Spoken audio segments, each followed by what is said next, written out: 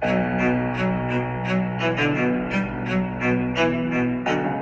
is it, people.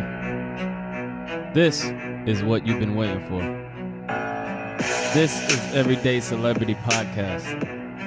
The podcast for everyday people with everyday problems, trying to find everyday solutions to accomplish everyday goals.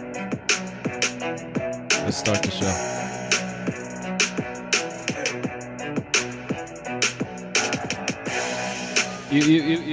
Welcome to another episode of Everyday Celebrity Podcast. This is your host, Jordan Owandi. Today is very special, like every fucking episode I do. I have a special guest today. She is one of the best, and when I say the best, I mean the best jewelry designers I have ever seen. She designs rings, earrings. Do you do necklaces? I do necklaces. You do necklaces? I do bracelets. Brooches. Whatever you want. What the fuck? I don't know what a brooch is. What is a brooch? It's like a pin. Oh, okay. Well, she does all of that, and I must say, her rings look nice. I mean, I'll probably have to get a loan or something to buy one of them, but you pay for what you get. But joining me today is an artist, Erin. Welcome to the show. Thank you. Thanks for having me. Move the mic like close to you. Like that? Not close to your mouth. Like that? Yeah, something like that. Okay. All right. So welcome. How are you doing today? I'm pretty good. I just finished up shipping some orders and yeah, I didn't realize how close we were to each other. I kind of wish I rode my bike. How close are we? Less than a mile. Okay. Yeah. Okay. So your place is, did you work out of your place? Yeah, I have a live workspace that I moved into in November. And a friend of mine who is also a jeweler lived there for a really long time before me. So I got pretty lucky. Yeah. Okay. Do you like having a live workspace? Yeah, I mean, right now I do. Does it get annoying? I mean, does your space where like people go in and like purchase stuff? I don't have. The only time I let people into my space is like for a private appointment. Mm-hmm. So it's usually for custom people who are like getting engagement rings or wedding rings. But other than that, I don't really like let people come in all the time just because there's like, you know, all my materials and stuff are out. Yeah. So, yeah. So you make engagement rings? Mm-hmm.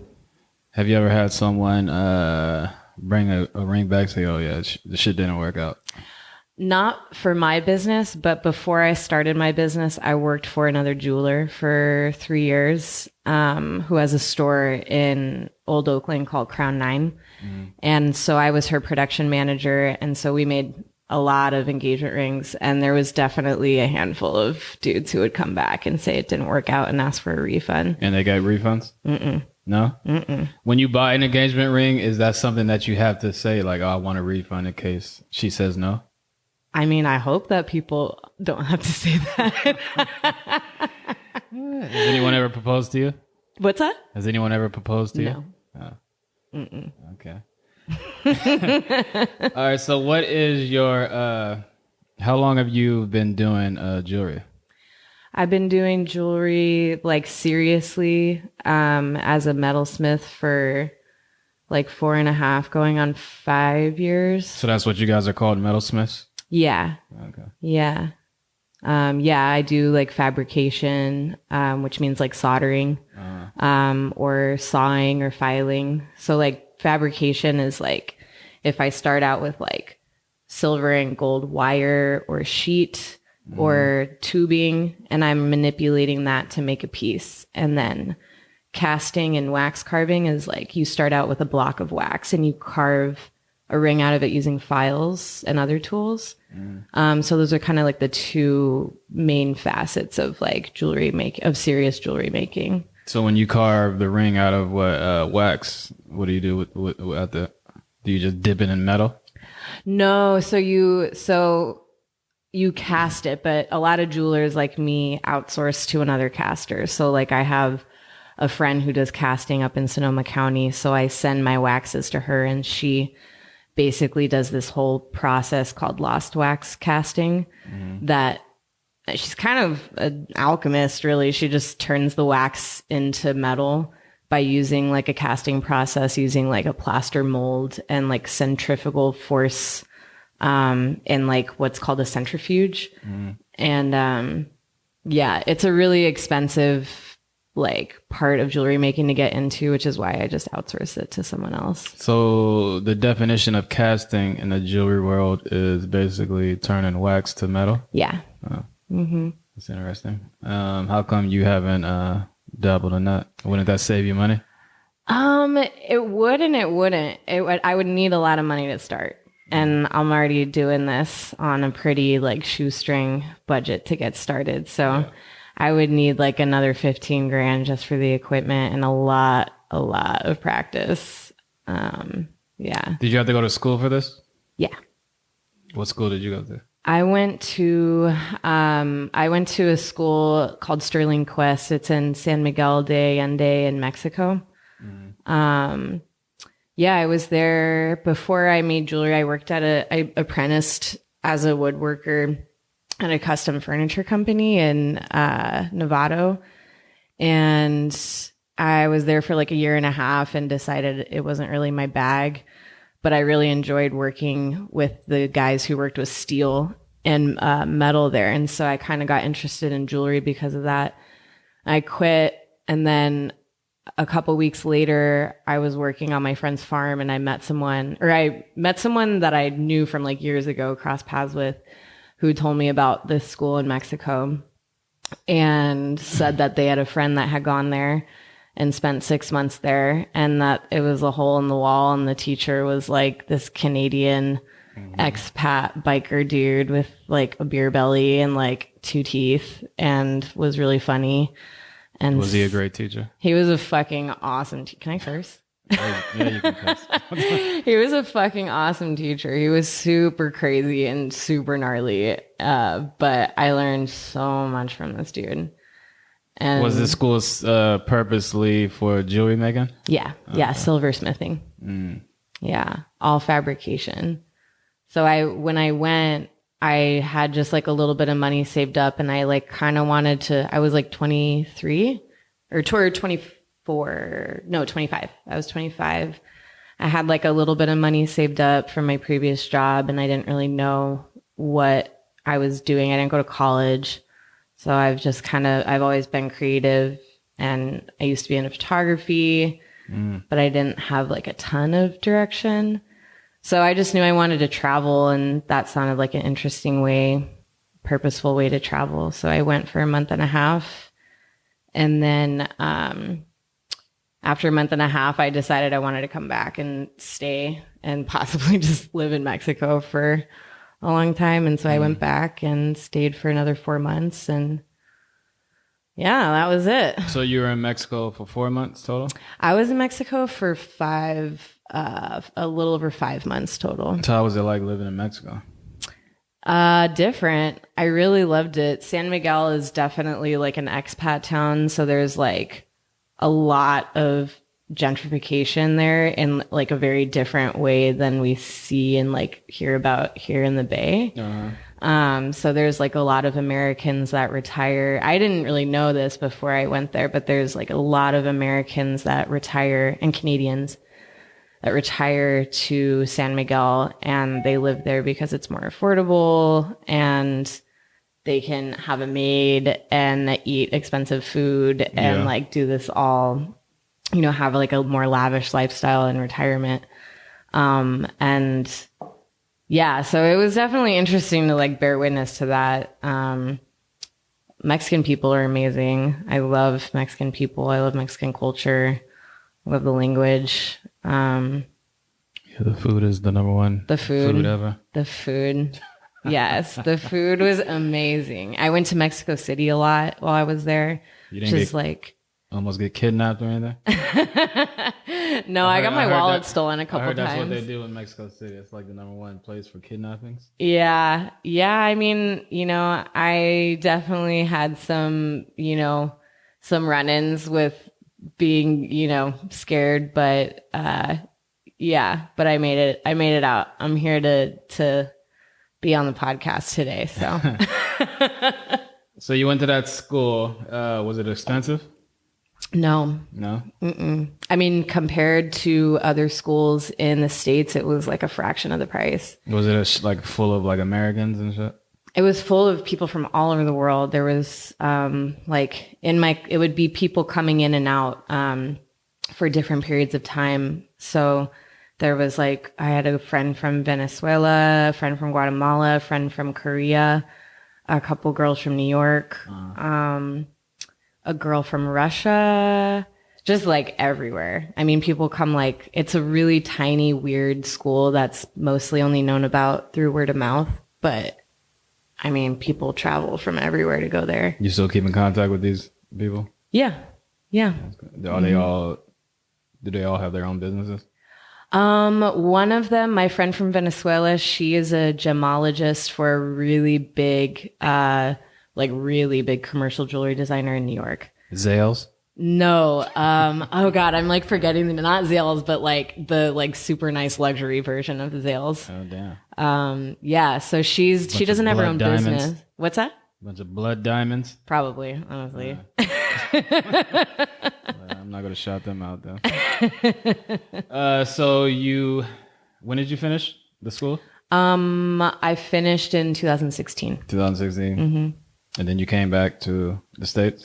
Yeah, I came back because when I was in Mexico, I was on I just had a personal Instagram. It was nothing for my business. I posted random. Mm-hmm. I had no inkling that I wanted or could do it full time as a serious business. I was just kind of having fun and, expressing myself.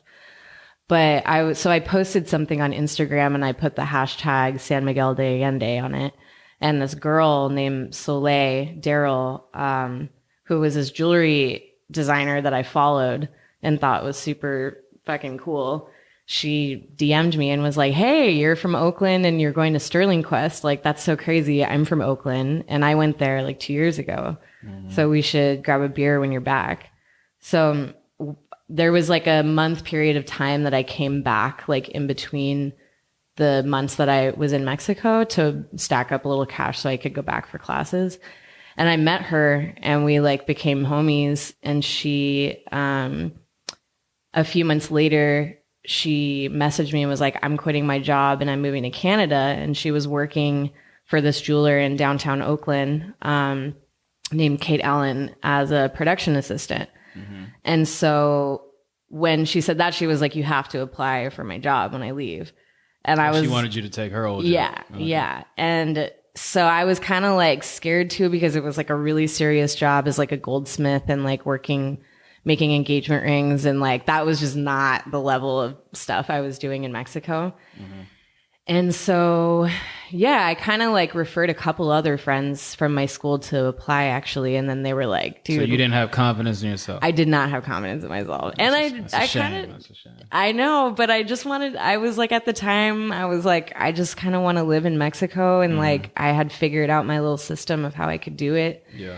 And, but then I realized what am I doing? I need to apply for this job. It's in front of me.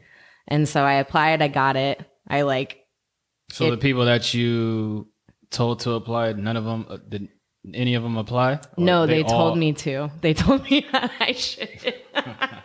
Okay. Mm-hmm. All right. So you applied and then you got it? Yeah, I interviewed via Skype from Mexico, with the owner, and somehow she decided to take me on with zero experience. And how long were you at that job for? I was there for 3 years. Okay. So what made you quit? Wanting to start my own business. And what was the turning point where you did you just wake up one morning and be like, "You know what? I just want to." My boss, Kate, she was my mentor, very much so my mentor. And she was super encouraging and saw it in me that I had it in me to start and run a business. Mm. And, yeah, so I took a business planning class that I finished a year before I actually quit. And, I took this business planning class at the Renaissance Center in San Francisco, and yeah, made a plan to like kind of crunch a bunch of numbers and like see if I could do it. And there just came a point when I was working at Crown 9 that I was like, I think it's the time. And yeah, so I just gave her my notice, and you know, she sent me off with well wishes, and here I am. That was actually like exactly a year ago, 2 days ago. Wow. So the pattern that I'm hearing now is your friend had to push you. Your friend had to push you to apply for her old job. And then your boss had to push you to start your own business. Do you need like a push? Do you need like a push to accomplish something? Or? You know, I think that I didn't so much need the push to start my business. I think that the support really helped me figure out how I could do it realistically and not just be like quitting my job and flying by the seat of my pants.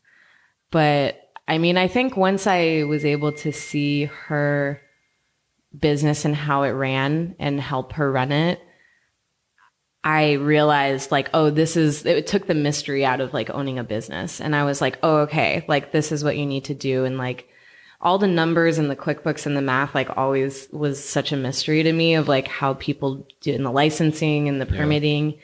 And then, but once it was like, okay, now I have access to all of these vendors who like supply recycled stones and recycled metal. And like, I know how to make an engagement ring.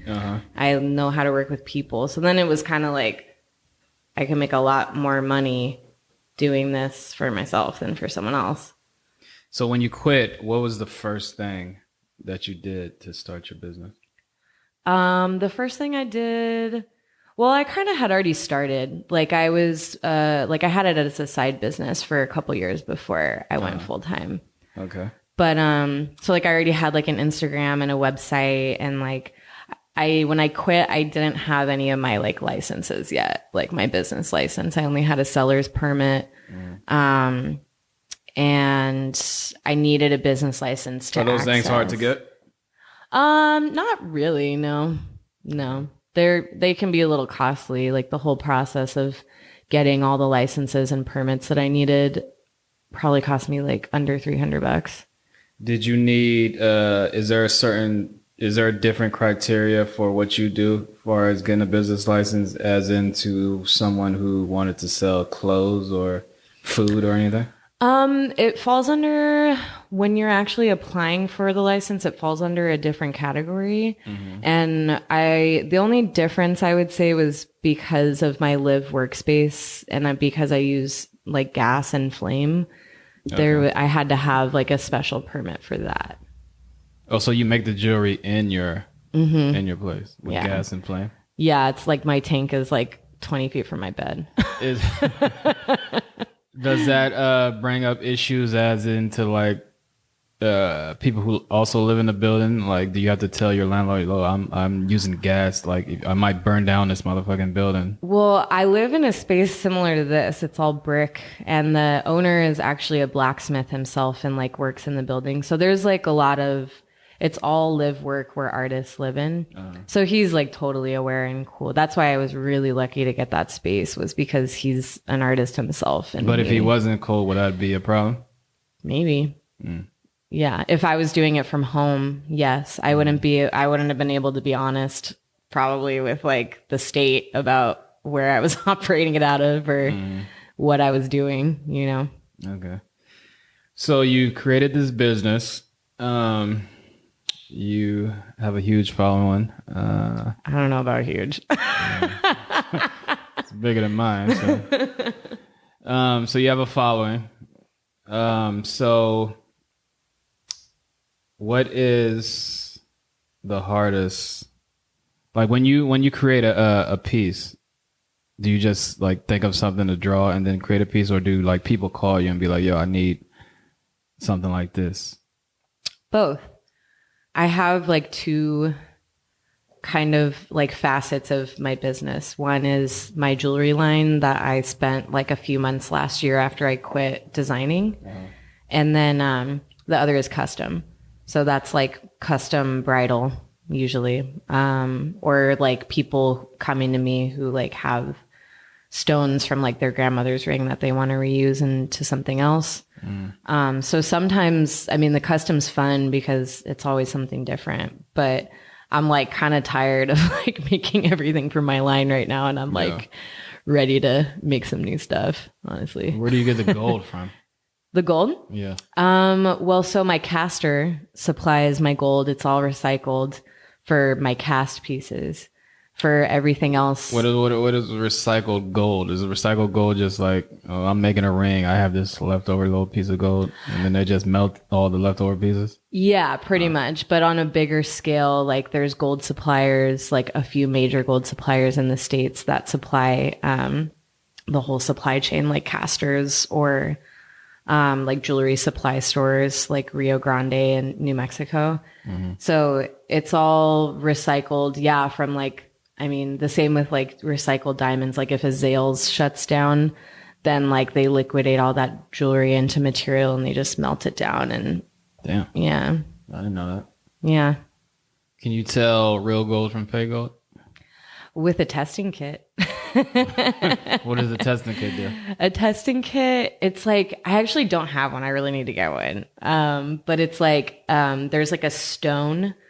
And I've only seen other people do it. And then there's like different acids that you rub onto the stone, and then you rub the piece of metal onto the stone, and that acid will tell you like the color that shows up on the stone or something. This is like probably totally not fully accurate for any jewelers that are listening to this, but like it involves stone and acid, and So we can say right now that Erin uses all real gold. I use all real. It's all real. Okay. You're on record saying that? All right. So when was the first time that you realized, when was the first time that you realized, you know what, I can actually live off of this and I don't need a second job or anything? I mean, when did you realize that? I mean, to be real with you, I have yet to realize that because I still have side gigs. Oh, you do? What are you doing? Drive for Lyft or something? No. I work at I've done a couple things. I'm like, sometimes I work as an independent contractor for other jewelers who need like production work that's like super, super part-time. And then one day a week I work at the farmer's market for my friend's farm. I don't know. I feel like for some reason, I feel safer to have, even though it's not a ton of money that's bringing in, it's nice to just have some other like irons in the fire right now, because you never know. And I'm glad I do right now because, you know, all my events were canceled and all the stores that carry me are closed. So, you know, but I realized that I could do it like in a pretty like feasible amount of time, like when I was quitting my job. Yeah. Have you ever worked at Treasure Fest or like brought your shit to Treasure Fest? What's Treasure Fest? You don't know what Treasure Fest is? No. Wow. I thought everybody knew about that shit. No. Treasure. It's like fucking, it's like, you know, Treasure Island, right?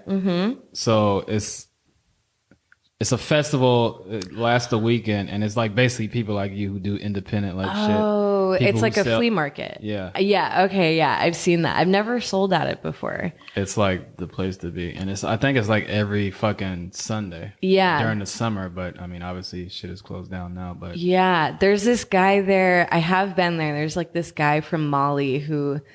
He sells all these really cool glass beads. Like whenever I go, I always go to see him to check out his jewelry beads. Yeah. No, I've never sold there. I sell at some outdoor markets, but it's kind of hard, like selling like really expensive things at stuff like that. Yeah. The shit is expensive. Yeah.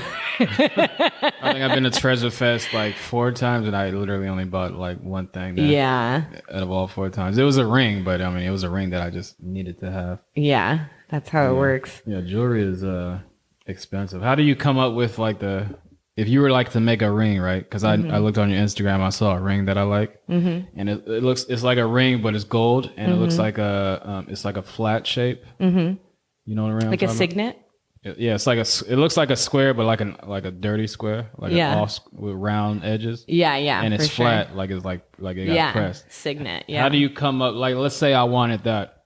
Mm-hmm. Do you have an inventory of like full of different sizes or what? Yeah, so I do keep some inventory. But it's too expensive for me to have like one in every size. So I make a lot to order. So if I wanted one, you will have to make it to order? Yeah. Well, maybe. I have a lot of those signets, in stock right now. So if you really want one, we can talk later. I'm just kidding. Do you think you have one to fit? What finger should that ring go on, do you think? A signet?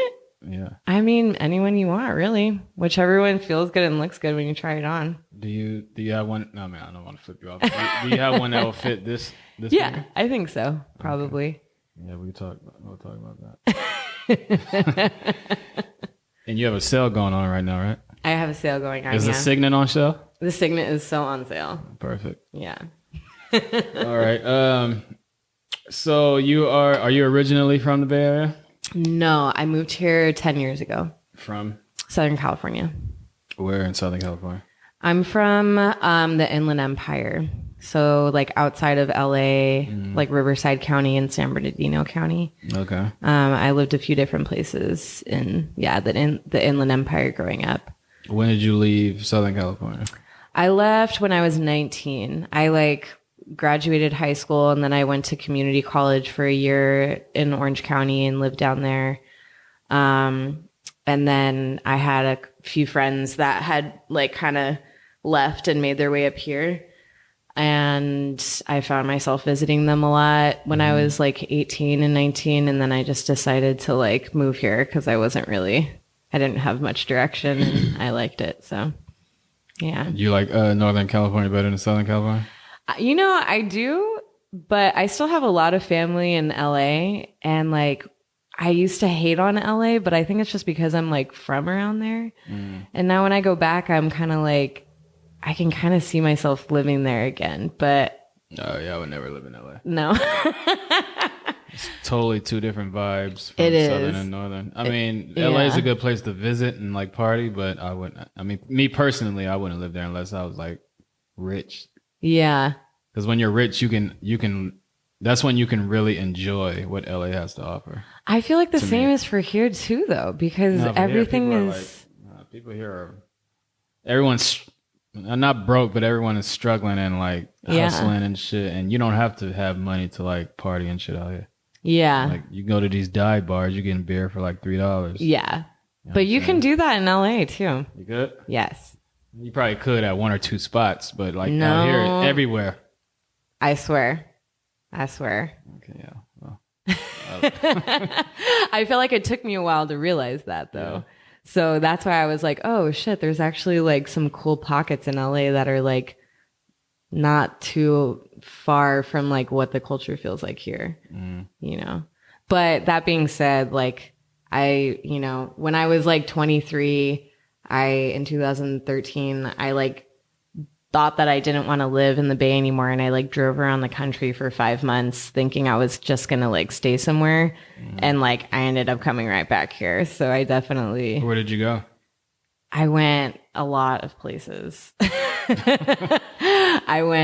The route that I went was, I started in California, drove south, to LA, Arizona, New Mexico, Texas, Louisiana, Alabama, Kentucky, Tennessee, Pennsylvania, New York. Damn. Driving by myself. Yourself? By myself. Wow. Yeah. You was in a Subaru? No, I was in a Volvo station wagon. And then I went to Detroit. Detroit was super cool. And how long were you staying in each spot? The whole road trip was just under 5 months. So it was all different. I didn't really I didn't have a structured plan laid out ahead of me. I was just I mean, not then, no. I was just okay, I'm going to get in my car and see where I was living a much more nomadic transient lifestyle back then. But yeah, and then I stayed in Montana for like a month and a half. I stayed with family friends there and worked at their restaurant. Was it in Butte? No, it was in Whitefish. Whitefish. Yeah. Montana has all these crazy ass names of towns and shit. I know. I have a good friend in Butte, Montana, and I wanted to visit her, and she was like, "You would totally not like Butte."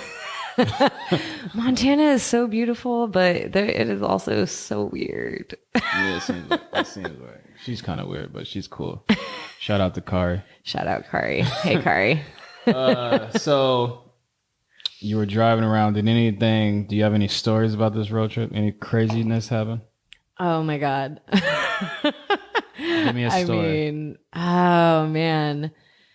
Oh man, this is like really, I feel like, how old are you? Can I ask you that? No, you can't. You can't ask me questions. Okay, are you 30 or older? I'm old as fuck. Okay, cool. But like, so do you feel like your early 20s, you just kind of block a lot out? I feel that way. Yeah, I mean, what you were going through in your 20s, I was probably going through when I was like 16. Okay. I'm an old soul, so I went through a lot of shit that normal people go through when they're old. I went through that when you were younger. So. For sure. I understand what you're saying, though. Yeah. So like, yeah, I have like a lot of stories. None really that I want to share really come to mind. I will say the coolest place that I stayed, the two coolest places I stayed, one was on a sailboat in Texas with this couple that I met randomly in Austin. They invited me down to stay there. Wait. Let me stop you right there. What? Is this going to turn into like a threesome? No, okay. No. Right. Absolutely not. No. I felt that was where it was going. No, I would not even if it was. Right. I wouldn't say that. All right, continue. Yeah, so went on the sailboat, very platonic PG experience. We fished, we ate, we chilled, we drank, we went to bed. This is in Texas? Separate places in Texas. I feel like you're like hiding something. I'm not hiding. No, not. How did you meet this couple? I met them through a friend of mine in Austin. So are you just like, I need to be on a boat? Does anyone know anybody? Yeah. No, they were just kind of like, I didn't really have a plan for where I wanted to go next. And I had like been in Austin for like a week or so, and I was kind of ready to move on. And they were like, well, we're going down to our boat. I want to say it was 4th of July, and it sounded cool. And so it was just like this super tiny marina. I don't even remember the town, but it was like, there was probably only a couple thousand people in this town. It was like super tiny. Okay. And I heard Austin is the place to be. What's that? I said I heard Austin, Texas is like the place to be. So Austin was nothing but partying and shit. Yeah. I was definitely partying a lot back then. It was fun. I had a friend who worked in the music scene as like a promoter, and like, so I was in How old were you hands. when you were doing this? 23. 23? Oh shit. Yeah. I can imagine. Yeah. All right. So you guys went fishing and blah blah blah. So what's the moral of this story? What happened? I mean, I don't know. It was just cool to sleep on a sailboat, like randomly. That's the story out of your whole 5-month road trip. Okay, That's the I'll story give you you a want to better tell one. me? I'll give you a better one. Okay, Yes, so the other second cool place that I stayed was in Detroit, and so I want to hear some crazy shit. Okay, so like I met this guy in New York. He was from Israel. He was also like hitchhiking through the U.S. All right. He was like probably 300 pounds. His like feet were like the size of your laptop. He had like a shaved head and then like 5 dreadlocks coming out of the back of his head. And like everyone called him Versace. And he was traveling, and I met him like randomly at a bar, and he was super cool. And he was like, He was hitchhiking? Yeah, well, he was kind of hitchhiking. Yeah, he like was a music 300-pound guy walking down the street. Yes, yeah, he was super cool, and he had a couch surfing profile, and we met, and he was like, "Yeah, I'm on couchsurfing.com, and I'm trying to find a ride to Montana. That's like my goal is to get to Montana." And I was like, "Oh," and I was like, "Well, I'm on couchsurfing too, and I'm like using it for this trip." And so I was like, send me a request on there and like we can road trip together to Montana. And From New York? From New York. Wait a minute. Let me stop you. Yeah. So you met a fat ass dude who was 300 pounds. Yeah. who was also his feet. Yes. I have a MacBook Pro, by the way. I have the biggest. So his feet was big as shit. Yeah. And you were in a Volvo station wagon? Yeah. And you drove from New York all the way to Montana with him? Mm-hmm. So you know fat people, they stink. And this is also like the middle of summer too. Damn. And obviously you had to like spend overnights and shit, right? Yeah, well, we found places to stay on couchsurfing.com. And I had like a few friends along the way too. All right, continue your story from when you were before I stopped. Okay, so it was me, Versace, and then I randomly ran into another friend named Fabian that I know from living in Oakland. We were both like kind of ran in the same crowd of people. He was also traveling, like he didn't have a car. He was just kind of like going wherever the wind took him. And so me and he wanted to go to Detroit and had friends that he knew there to stay with. And so I was like, cool, I'm down. So we were like the Three Musketeers for like 3 weeks. And we went to Detroit and we stayed in this house that was, it was this really cool place because, it was called Moran Street. And in 2008, Juxtapose magazine like bought this whole, if anyone doesn't know, like Detroit is super abandoned. Like, yeah, everyone learned that from watching 8 Mile. Yeah. Yeah. So imagine 8 Mile. Yeah. So this magazine, like a long time ago, bought up like this whole city block. What was the name of the magazine? Juxtapose. Just Suppose? Juxtapose. Okay. Yeah. They they bought like all these houses and they basically contacted all these artists and were like, they were just like super shitty, like gutted, abandoned houses. And they were like, make these in a really like, you know, crappy neighborhood that like had barely anyone living in it. And so they were like, take these houses, make them walk through art spaces and we'll try and like bring some life to like this part of town. Yeah. And so all these artists did that. And one of them, this guy Harrison, he asked if he could make, they all did it. It was like all these graffiti artists and street artists.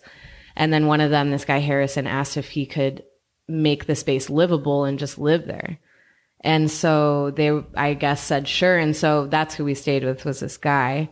And so it was this street where like there was probably 10 houses on the block that were just like super crazy looking, like all, you know, like graffitied, like murals, like super famous artists from all over the world would like come and like paint the outside of these houses and like do installations. And it was just like, when I stayed in this house, there was probably like 30 other people staying on the block who were like traveling just like I was. And so it was just this really cool experience. And, yeah, I just had at that time I was like doing a lot of like painting, like outdoor public painting of my own. It's called that. And so, I just had it was a great opportunity to meet people who showed me really cool abandoned places to paint. Okay. Yeah. So how long did you stay in Detroit? I was there for like 2 weeks. And then from Detroit, you guys went to Montana? Montana, and then Fabian stayed in Detroit. So we said bye to Fabian. And then Versace, we went to Montana. I dropped him off at Yellowstone, outside of Yellowstone, with a sign that said Yellowstone that I had to write for him because he barely spoke English. And so I dropped him off at a gas station and like, I think we talked. Do you ever know what happened to Versace? Did he make it to Montana? He made it to Montana because I got him to Montana, but he made it to Yellowstone. I talked to him once after when he was back in Tel Aviv, Israel. And he said he was back. He was a music teacher for kids with autism there, and he said he was back working. But I have no idea where that dude is. I don't know. He's probably like playing Al Green like in some bar in Tel Aviv, Israel. Who knows? Yeah. Okay, well, you lived a life, I say. Have you always been like a free spirit? I guess so. I don't know. I mean, you don't like staying in one place for too long, huh? Well, I've been here I've bounced around a little bit, but like the Bay has always been kind of home base. Do you think you're going to be in the Bay? If I ask you, where do you see yourself for the next 5 years? You think you're going to be in the Bay Area? That's really hard. I don't know. I mean, I just got this. It's hard to come from a place of housing crisis, but like the housing crisis is real, and I just got a really sweet place that is affordable. Yeah. And like I just never want to let go of it. But if the housing crisis was not in my mind, I would like to live somewhere different. Where would you want to live? If COVID-19 was not present as well as the housing crisis, I would say maybe New York. Maybe New York. Always kind of wanted to stay in New York. Or LA. I like LA. I would live there for a couple years and try it out. How come you didn't stay in New York when you were like road tripping? When you stopped there? Well, I stayed there I had a friend. The friend that I was staying with there had like an attic that it was really cool. She lived in like a live work loft that she shared with a bunch of people. And they had this weird attic that opened up to the roof, and they had like a little guest bed in there. And that's where I stayed for I think 2 or 3 weeks. What part of New York was this? Grand off the L in Brooklyn. Okay. Yeah. Yeah, Brooklyn is changing. Yeah. I haven't, I guess I went back to New York a few years ago for just a couple days, but, yeah, I went to New York when I was 16 for like a summer for like a photo program. And, that was kind of when my like love for New York started. But yeah, I mean, I feel like all of the cities are changing rapidly over the last, Are your parents still in the Bay Area? My parents lived in Southern California, where I'm from. Oh, Southern, yeah, that's right. But they moved to Truckee, which is like by Tahoe, like 5 years ago. And yeah, my dad works at a ski shop. He's like always worked in the ski industry. And my mom's a hairdresser. You have siblings? I have one sibling. She's her name's Tara. She's 5 years, 4.5. She's 4.5 years younger than me. I can't stand when people say a half. I can't either, but I know. Where does the half come from? I know it comes from a lot of angst of being younger, older siblings. Yeah, she's 4. Where's 4.5? Like, I mean, what's the definition of the half that you can, like? I don't understand that shit. I don't know either. I always went by just the grade, and I was 5 grades older than her. So in my book, I'm 5 years older than her. Where is she? She's in Truckee too. Oh, Truckee. Yeah. You guys get along? Better than we used to. You never thought about living in Truckee? If I moved somewhere rural, it would probably not be Truckee. It would probably be like Nevada City. Your business, you can like basically do it anywhere, right? Yeah. That's the good thing about it. That's the idea. Have you ever worked or designed a piece of jewelry for anyone who is famous? No. I'm like trying to think of if there was anyone at my old job that like, I don't think anyone famous. There was like a really well-known like tech person that like got a ring that I made under my old boss. Zuckerberg? No. Not that big. But I guess that's like the only like celebrity by Bay Area standards, which isn't that cool. I don't even think he's cool, but I mean, he's just known. Yeah. All right. So, is making jewelry your first passion? Like your...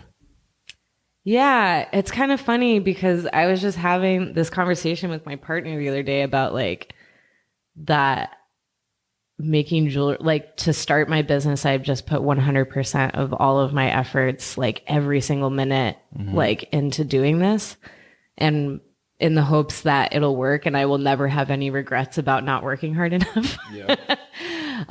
But in doing that, I feel like I haven't made enough time for like things that I love to do. Like I could be like doing things like backpacking and like like I was really into film photography for a very long time, and I kind of like haven't been practicing that. Yeah, you should get back into that. Yeah. I don't know why I said that, but I mean, I just get that vibe. You should get back into photography. Yeah. I do a lot of photography, but it's all like for my business, which is not, I used to do a lot of like street photography, and like, I used to photograph a lot of graffiti back in the day, which is why I have been in this building before. Oh, okay. Yeah. Nice. Yeah. Do you have like a Pinterest account? I do. I do. It? I only use it for marketing purposes for my business because there's hella girls on Pinterest, dude. I spend. What does that mean? Well, like it's like bitches people is hating and shit. They what? I said bitches is hating and shit. Well, like they just like a lot of people use Pinterest like just like you and I use Instagram. You know, it's like their main like social media platform, which like I don't relate to at all. Pinterest, I don't either, dude. I don't either. But I just like post stuff on it and like hope that it's working. I don't know. I always thought Pinterest was like for people who were like trying to like, oh, I have a pair of jeans to sell. Oh, really? Take a picture of these jeans and sell. I always like picture like blonde like girls in like Michigan sharing recipes. Okay. Yeah. That's like what I think of when I think of Pinterest. Girls in Michigan. All right. So you sorry. What else should someone know about the jewelry business? What's the hardest thing about doing what you do? Like honestly, bookkeeping. I'm not like great at it, and it stresses me out. I've had to do a lot of it recently to like be able to apply for grants and unemployment and like provide like records and stuff. Yeah. And get caught up and up to date, and that's been really hard. Have you applied for the little small business loans? Yeah. I haven't applied for loans because I'm going to be real with you. I have a little bit of debt from my startup. I mean, it could be used as a grant if you just say you're using it for like to pay. I mean, I'm assuming you're like the only employee. You're like a sole proprietor. I'm a sole proprietor. Yeah. So yeah, I mean, like for the grant that I could apply for, I would have to use 75% of it for a payroll service, which I don't really pay myself. Like I take a draw, but I'm not like on an hourly, like, you know. I think there's ways to wiggle around that. I don't know. I'm trying to get unemployment. I like finally was able to apply this week because they kind of expanded the qualifications for people like me. Mm-hmm. But it's proving to be complicated because I have side gigs. Yeah. And so the way that the system is set up, those are recognized first before my self-employment, which is the bulk of my income. So it's like I have to dispute it, and like I'm just like it's gonna be a while till I get some money. So I'm having a sale. So you're saying the coronavirus has like hit you? Yeah. Hard? Oh yeah. I mean, I still am making. There's like a few different parts of my income for my business. It's like my online sales through my website of my line, my collection of jewelry, custom, stores that carry my line. I have like 8 or 9 retailers all over the States, and markets like West Coast Craft or Renegade. So half of those 4 things are like not operable right now. Stores are closed and public events are canceled. So I'm like, I still have online and custom coming in. I'm actually getting like a lot of guys who are like coming out of the woodwork and proposing during quarantine. They're like coming to me with like old family jewelry, and they're like, all right, I think it's time. I've been following you for a while. Oh, wow. Like, I'm just like, all right, shit's hitting the fan and everyone's like proposing. Okay. That's kind of weird. I heard like the opposite. Motherfuckers like domestic violence is on the rise and shit. I've heard that too. Anyway, yeah, it's funny how people are like, oh, I've never, like, I read an article about Will Smith and Jada Pinkett, and she was like, I'm just learning who Will Smith is, and they've been married for like 20 plus years. Like, That's you really didn't know who this surprising. motherfucker was for 20 years, and then now that you guys got to be in the house for like a month together, you're finally realizing who your husband is. Or people are like, oh, my kids, I can't be around my. Okay, Yeah. everyone's going crazy because they have to be around their fucking kids. Yeah. For months. Like, Well, everyone's used they're to your like fucking kids. minimal contact. Exactly. I know. I feel really lucky to live alone right now. Yeah, that's the best. If you can Yeah. afford it, that's definitely what you should do. So what retail places carry your stuff? Crown 9, which is where I used to work in Old Oakland. Marissa Mason in Temescal Alley. Love and Lux in San Francisco. Those are my Bay Area people.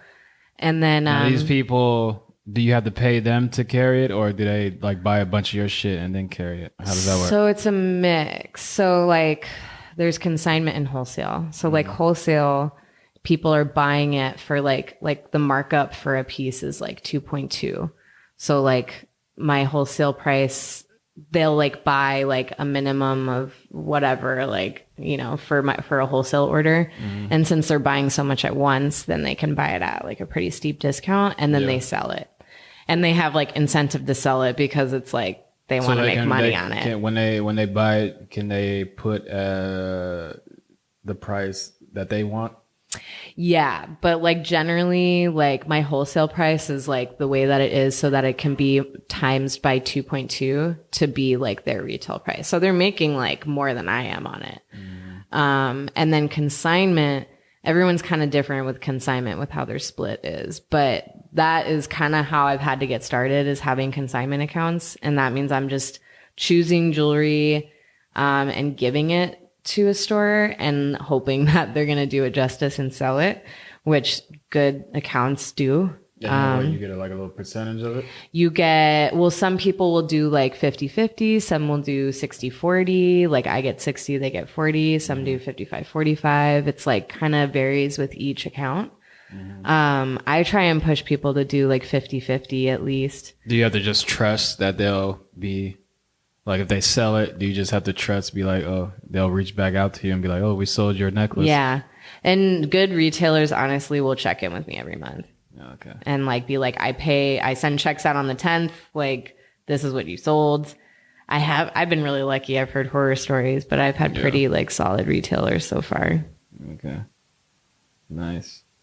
Well, hopefully, things will start looking up because, I mean, California is supposed to open up, right? On Friday. I guess like it's like phase 2. Yeah. Yeah. I don't know. It's going to be weird. Yeah. My friend told me there was like wall-to-wall traffic on the Bay Bridge today coming home from her job. So I feel like that's a sign of what's to come. Yeah, it's going to be back to the bullshit. Right? You know what I'm saying? Can't wait for that. Seriously. So this is the point where you can like, or the point of the interview where you can basically plug Myself. Yeah, I mean, you can plug yourself. You can plug what you're working on. Whatever you want to give a shout out to. Cool. Yeah, you can to tell the people how they can find you, like where they can buy your shit, and right. Yeah. So anyone can find me online. My Instagram is Erin Cuff Jewelry. Jewelry is spelled Jewelry. There's a lot of different ways to spell jewelry. And then my website is erincuffjewelry.com. And you can find any stores, if you want to try stuff on in person, that carry my stuff on my stockist page. And if you're interested in custom, visit the custom page on my website and drop me a line with your idea. So you can basically make anything. Anything. So I come to you and say, I want a ring that looks like a bulldog. You can do that? I could totally do that, but I don't really do repairs. Only sometimes. What the fuck does that mean? If you fuck something up, you won't fix it? Oh, no, I repair anything that I make. But just a lot of people come to me. So when you sell it and it breaks, you can't... Oh, I can fix that. Absolutely. Okay. But a lot of people will bring like a ring that they bought on the boardwalk in Venice Beach 15 years ago that they ran over with a car and they asked me to fix it. And I'm like, bro. All right. Well, Erin, thanks for coming on Everyday Celebrity. Thanks for podcast. having me. If you're out there listening to this, and if you want jewelry, if you're thinking about proposing to your significant other during these troubling times, my suggestion is you wait until everything opens up. So, but if you just feel like you have to, you know what I'm saying, please go to Erin Cuff Jewelry and talk to her and get a fucking engagement ring. Or if you just wanted like a jewelry, like anything, yeah, just go to Erin Cuff Jewelry. Support this girl. She's very, very, very talented. And she's in the Bay Area, so support your local small business people. Yes. So yeah, this is Everyday Celebrity. Thanks, Erin, for coming on. Any last words? No, thanks for having me. This is super cool. All right. And you want to shout out to Erin for giving me your link? Shout out what? Erin, the other Erin. Oh yeah, Erin. Yeah. Erin's so awesome. Yeah, thanks, Erin. Yeah. I think her Instagram for her jewelry, she makes amazing jewelry, and her Instagram is We Are the Rouge. So yeah, she makes some cool, funky hoop earrings. Nice. Have you guys ever collaborated? We haven't. I actually don't even know her that well, but we've been in each other's orbit for like years now. And have you ever met this girl? I've met her, yeah. I see her around town a lot, but like, and we just have this kind of like unspoken friendship, but like, truth be told, we don't know each other that well. Okay, well. Yeah. That's your homework for tonight. Yeah. I'm joking. All